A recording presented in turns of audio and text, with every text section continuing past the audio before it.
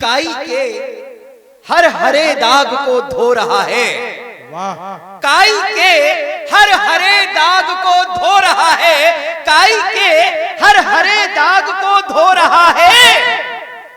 देश मेरा फिर से भगवा हो रहा है, देश मेरा फिर से भगवा हो रहा है, देश मेरा फिर से भगवा हो रहा है। और साहब अभी इन दिनों पूरे के पूरे हिंदुस्तान में विराट हिंदू सम्मेलनों का एक बड़ा उपक्रम आरएसएस के माध्यम से चलाया जा रहा है।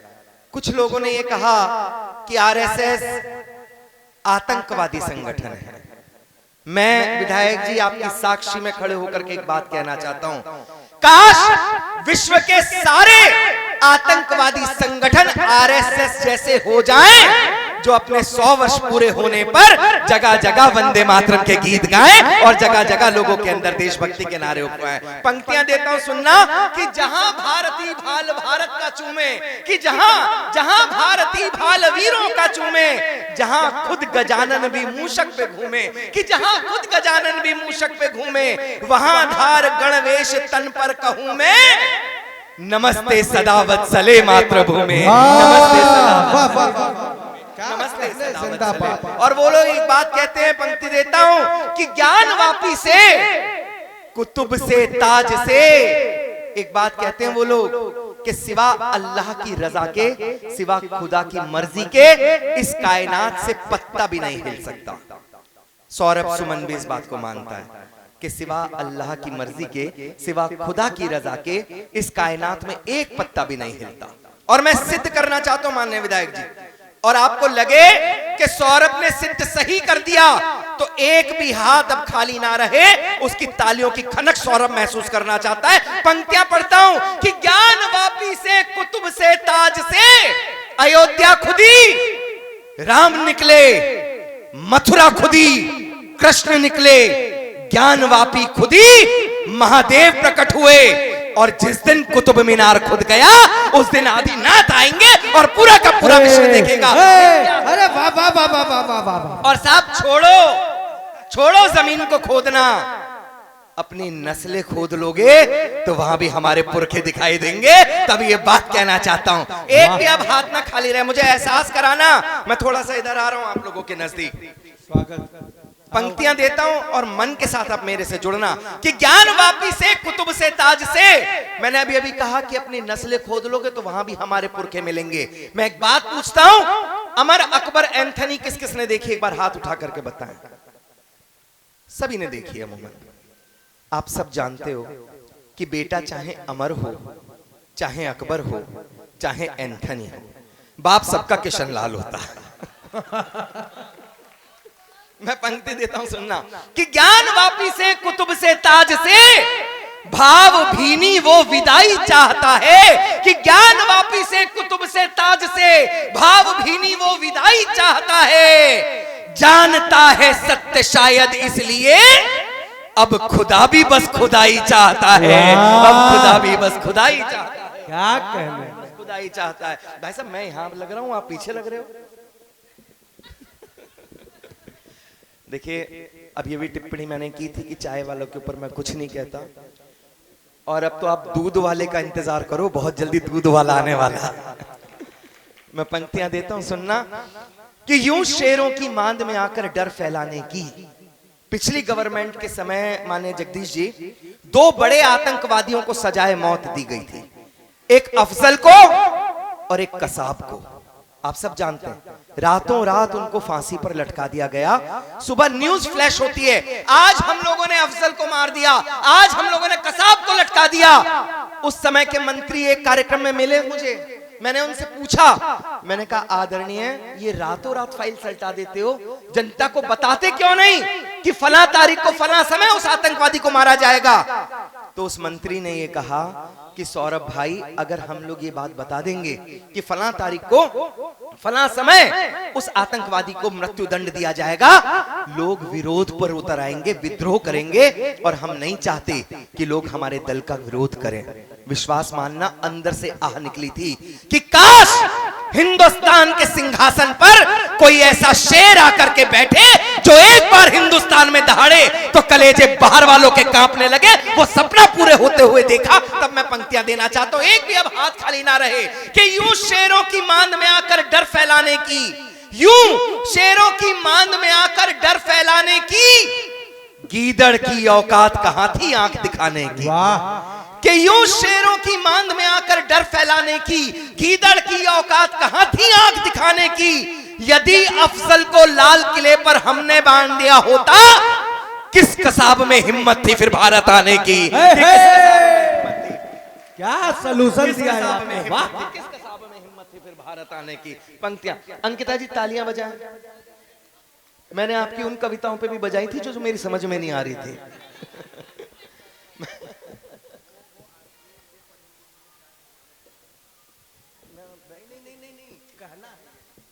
अभी एक चीज मैं आपको बता दूं, जो महिलाएं जा रही हैं, मेरे बाद अनामिका अंबर को सुनना है। यदि आप उनको सुने बगैर चले गए तो बिल्कुल ऐसा महसूस करेंगे जैसे पूरी रात आपने जागरण किया हो और सुबह बिना प्रसाद लिए घर चले गए हो।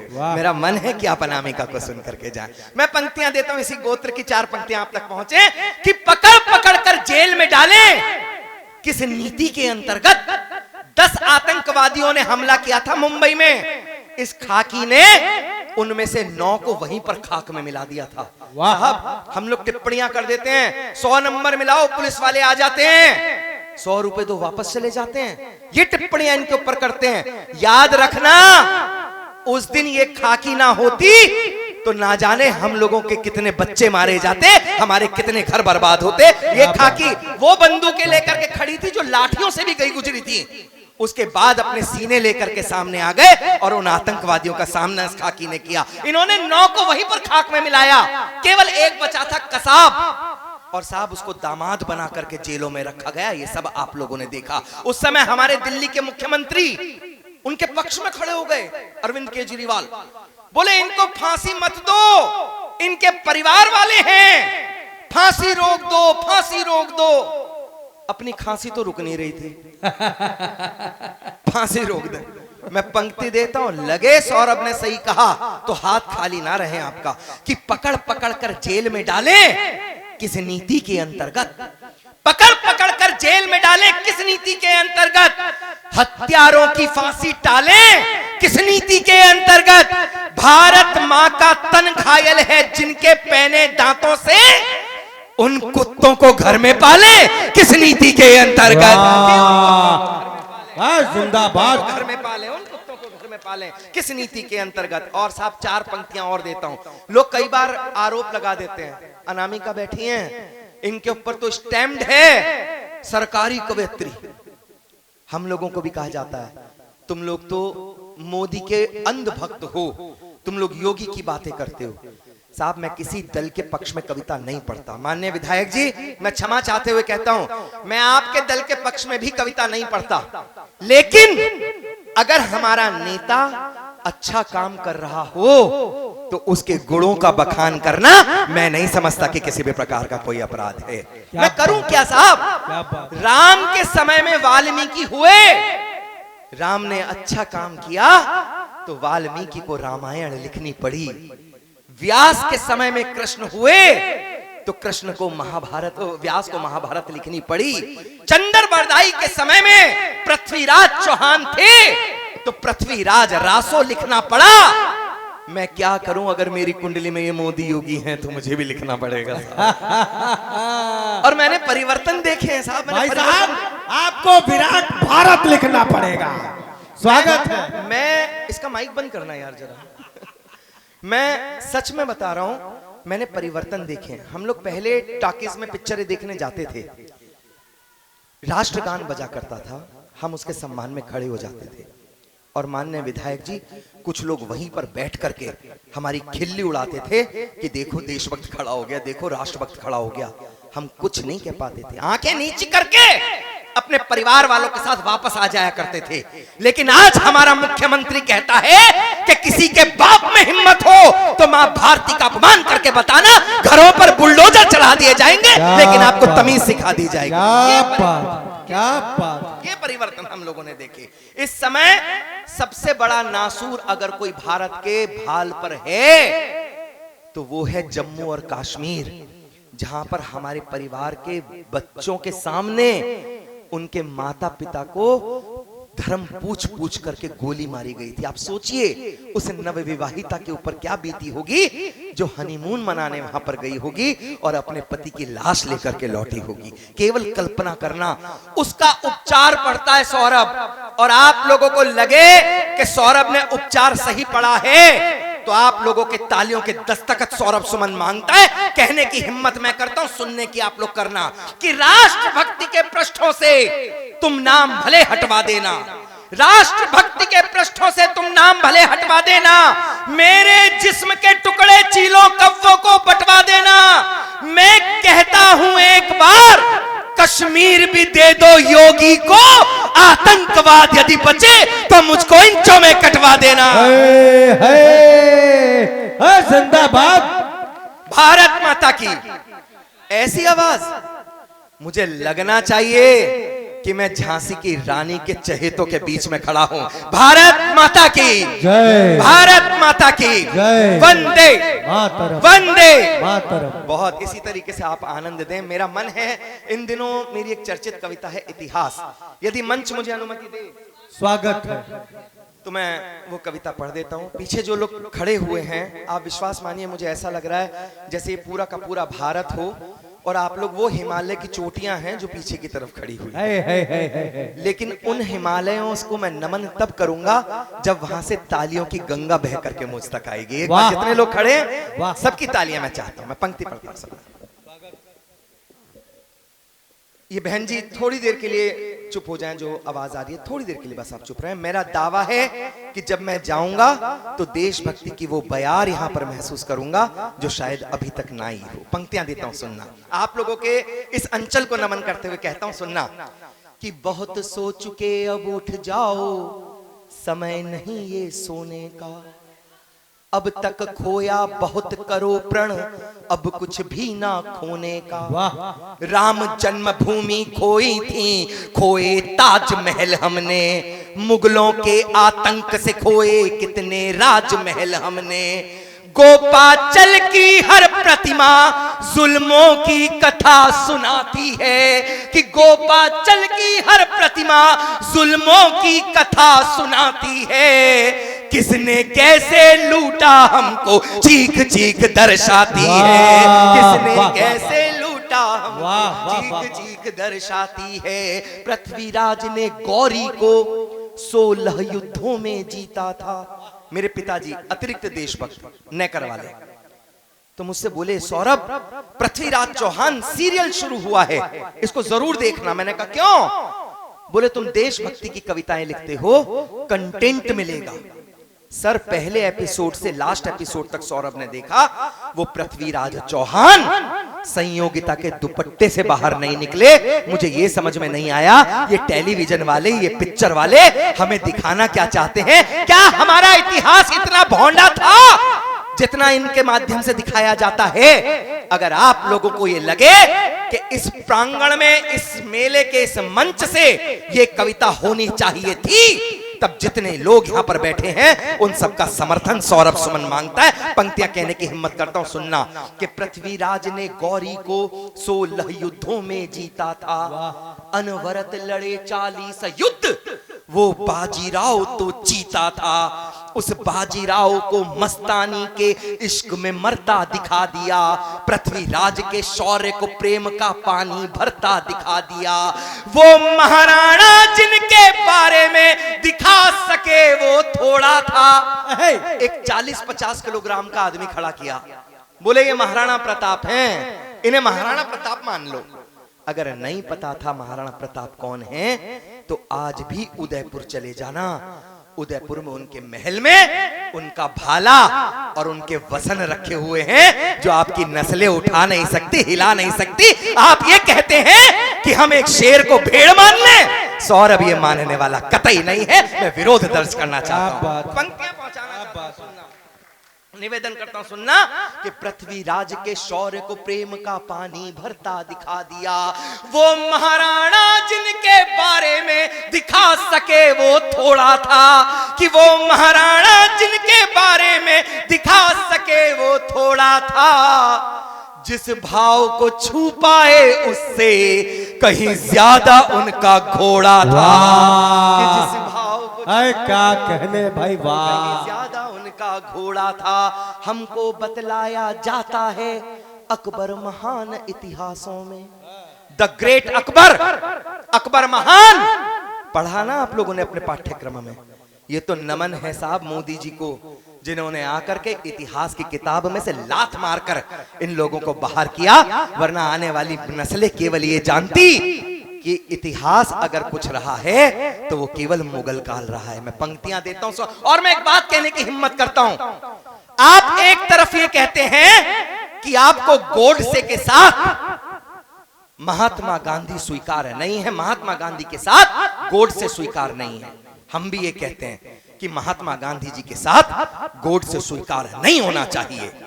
लेकिन अगर महात्मा गांधी के साथ आपको गोडसे स्वीकार नहीं है तो हम लोगों को महाराणा प्रताप के साथ ये अकबर क्यों स्वीकार हो, ये प्रश्न हमारे मन में आना चाहिए।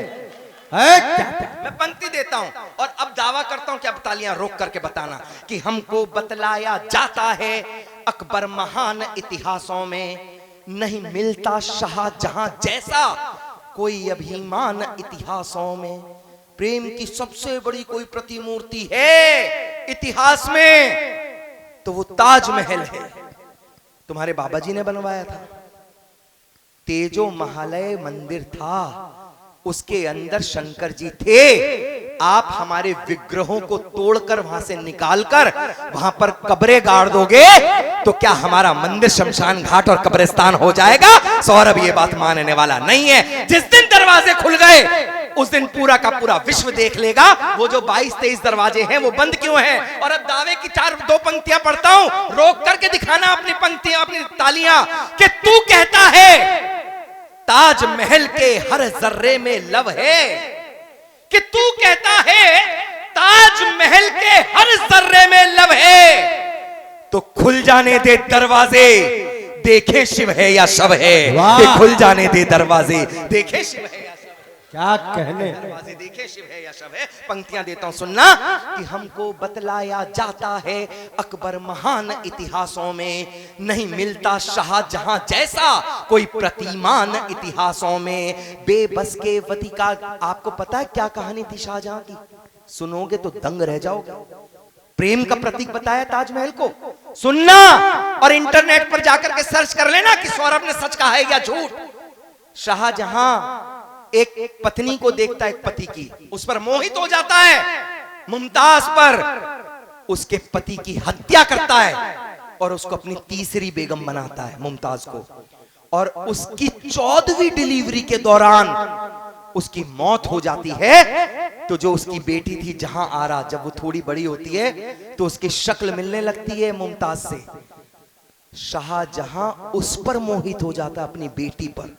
तब उसके मौलवी एक बात कहते हैं कि अगर कोई माली कोई वृक्ष उगाता है तो उसका फल खाने का अधिकार उसको होता है। क्या इतना नीच प्रेम हो सकता है दोस्तों? मैं आप लोगों से प्रश्न पूछता हूं, लानत है ऐसे प्रेम पर। मैं थूकता हूं और मैं पंक्ति देता हूं, अगर समर्थन दो तो मुझे खुल करके देना। पंक्तियां पढ़ता हूं, सुनना कि हमको बतलाया जाता है अकबर महान इतिहासों में, नहीं मिलता शाहजहां जैसा कोई प्रतिमान इतिहासों में। बेबस के पति का वध कर जबरन देह को जिसने लूटा था, वहशी नजरों से सिंदूरी कोई दामन ना छूटा था। यदि ये महान थे तो वो कौन थे जो असमत से खेले थे? कि यदि ये महान थे तो वो कौन थे जो असमत से खेले थे? जिनकी बर्बरता के कोड़े हमने पीठों पर झेले थे। कि जिनकी बर्बरता के कोड़े, क्या कहने भाई, वाह वाह झेले थे, वो कौन थे जिनकी औलादें दीवार में जिंदा चुनवा दी। क्या पढ़ना चाहिए, हमारे पाठ्यक्रम में क्या होना चाहिए, वो बात कहने की हिम्मत करता है सौरभ। कि वो कौन थे जिनकी औलादें दीवार में जिंदा चुनवा दी, जिनको भेड़ों की जिनकी आंखों को नोच देह तपते तेलों में भुनवा दी, जिनको भेड़ों की खाल उड़ाकर लाल किले पर बंधवाया, जिन गुरु के बेटों को अंतिम सांसों तक तुमने तड़पाया, वो कौन थे जो हल्दी घाटी में दुर्ग की भांति अड़ते थे, कि वो कौन थे जो हल्दी घाटी में दुर्ग की भांति अड़ते थे। शीश भले कट जाए किंतु धड़ शत्रु से लड़ते थे। क्या कहने भाई, शीश भले कट जाए लाजवाब। किंतु धड़ शत्रु से लड़ते थे। पढ़ना है बलिदान पढ़ो तुम जाकर हाड़ी रानी का। कौन कौन जानता है हाड़ी रानी की कहानी? एक बार हाथ उठा करके बताएं। नहीं जानते आप? कोई नहीं जानता? पूरे सदन में एक भी हाथ नहीं उठा साहब। आपकी गलती नहीं है, इसमें गलती उस पाठ्यक्रम की है दोस्तों, जिसमें हमें यह तो बताया जाता है कि गांधी जी की बकरी को बांधने वाली रस्सी किस म्यूजियम में रखी हुई है, लेकिन हमें यह नहीं बताया जाता कि हमारा इतिहास किन स्वर्णिम कांधों पर हम तक चल करके आया है। कल जाना, सुबह इंटरनेट पर सर्च करना, रोंगटे खड़े हो जाएंगे। केवल 7 दिन हुए थे, 7 दिन विवाह को राणा रतन सिंह के साथ हाड़ी रानी के विवाह को। मातृभूमि ने राणा रतन सिंह को रणभूमि में आमंत्रण दिया कि आओ और लड़ो युद्ध। जाना नहीं चाहते थे राणा, लेकिन जाना पड़ा। पहली रात में रणभूमि से महारानी के नाम पत्र लिखा कि महारानी, मैं हूं रणभूमि में, लेकिन मेरा मन अभी भी तुम में लगा हुआ है। अगर ईश्वर की अनुकंपा हुई तो जल्दी मिलन होगा। ये कहकर के बाबा वहां से उसको दिया घुड़सवार को वो पत्र, और ये कहा कि जाकर के इसको रानी को सौंप देना। रानी ने वो पत्र पढ़ा तो रानी को लगा कि राणा का मन अगर मुझ में लगा रहा तो ये मातृभूमि युद्ध हार जाएगी।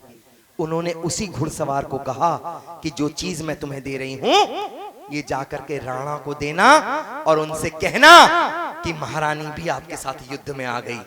और साहब इतना कहकर अपना शीश काटकर थाल में सजा करके जिसने दिया वो हाड़ी रानी साहब। उसकी कथाएं हमें पता होनी चाहिए, ये कथाएं हमारे पाठ्यक्रम में होनी चाहिए। मैं पंक्तियां पढ़ता हूं, सुनना कि पढ़ना है बलिदान पढ़ो तुम जाकर हाड़ी रानी का, शीश थाल में भेजा जिसने ऐसी अमर जवानी का, गर त्याग देखना है तो खोलो पन्ना पन्ना दाई का, कहीं मिलता है ऐसा प्रमाण बोलो मुंह बोली माई का, कि जिसकी आंखों में स्वामी भक्त की स्वर्णिम अश्रु रेखा हो, कि जिसकी आंखों में स्वामी भक्त की स्वर्णिम अश्रु रेखा हो, अपने बेटे को तलवारों से खुद ही कटते देखा हो, कि अपने बेटे को तलवार। इस कविता का आखिरी बंद देकर के स्थान लेता हूं, फिर अनामिका आप लोगों के बीच आएंगी। जो स्नेह, जो दुलार, जो प्यार आपने इस पूरी कविता को दिया, मैं चाहता हूं ये अंतिम बंद स्वीकार करके मुझे यहां से विदा कीजिएगा। मैं पंक्ति पढ़ता हूं। स्वागत स्वागत। गर बात करो तुम प्रेम की तो मैं एक प्रमाण अब देता हूं। प्रेम का इतिहास में सबसे बड़ा प्रतीक कोई ताजमहल नहीं हो सकता साहब। प्रेम का अगर इतिहास में प्रतीक ढूंढना है तो एक बार रामेश्वरम चले जाना।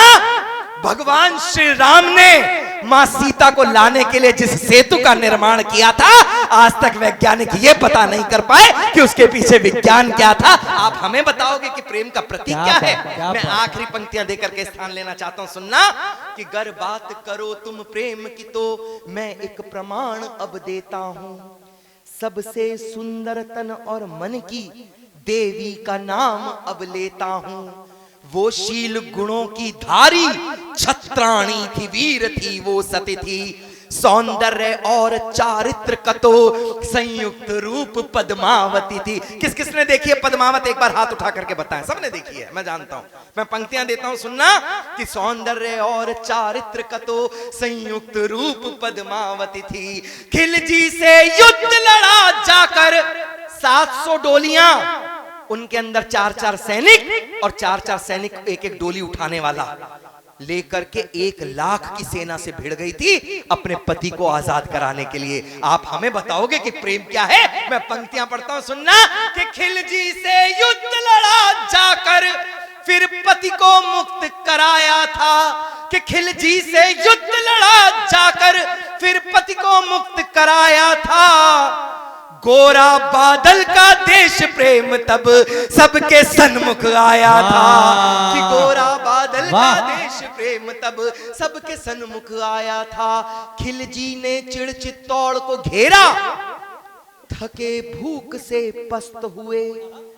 1 लाख की सेना, ना कोई अंदर जा सकता था ना कोई बाहर आ सकता था। हमारे बच्चे भूख और प्यास से मरने लगे साहब, लेकिन हमारे राणाओं ने कोई कदम ऐसा नहीं उठाया जिसको बोलते हुए आज सौरभ की आंखें नीची होती। क्या कदम उठाया? वो पंक्तियां पढ़ता हूं, सुनना। कि खिलजी ने चिड़ चित्तौड़ को घेरा, थके भूख से पस्त हुए। लड़ते लड़ते राणा के सूर्य सब पूर्व दिशा में अस्त हुए। उस खबर से पद्मनी के दिल में विस्फोट हुए बारूद कई। शौर्यशील का बचा के वो जौहर की ज्वाल में कूद गई। क्या होता है जौहर? बेटियों दोनों सुनो, मुझे नहीं पता आप लोग किस बात पे बात कर रहे हो, लेकिन ये कविता आपके लिए है, सुनना इस बात को। क्या होता है जौहर? एक बार अपने घर पर मोमबत्ती जलाना और 2 मिनट के लिए उसके ऊपर हाथ रखना, पता चलेगा कि प्राणोत्सर्ग जीवित अवस्था में अग्नि के माध्यम से करना क्या होता है। 1 नहीं 2 नहीं 16,000 रानियों ने एक साथ कुंड में प्रवेश किया। इससे बड़ा कोई बलिदान पूरे विश्व में नहीं है। उस बलिदान को नमन करते हुए वाह साहब, आज किसी लड़की को थोड़ा सा भी सौंदर्य मिल जाता है तो उसकी टिकटॉक पर रील वायरल होने लगती है।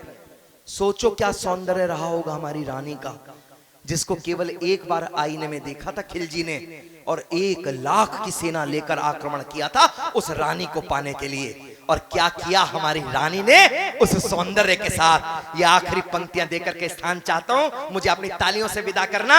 कि अप्रतिम था सौंदर्य रूप, अप्रतिम था सौंदर्य रूप जो मोम की भांति गला दिया। कि अप्रतिम था सौंदर्य रूप जो मोम की भांति गला दिया। खिलजी के मुंह पर थूक के तन तपती लपटों में जला दिया। वाह वाह वाह वाह वाह, जिंदाबाद। कि खिलजी के मुंह पर थूक के तन तपती लपटों में जला दिया। पूजा की थाली का प्रसाद कुत्तों का ग्रास नहीं होगा। कि पूजा की थाली का प्रसाद कुत्तों का ग्रास नहीं होगा। बुनियादों पे झूठ की निर्मित अब इतिहास नहीं होगा। क्या कहने।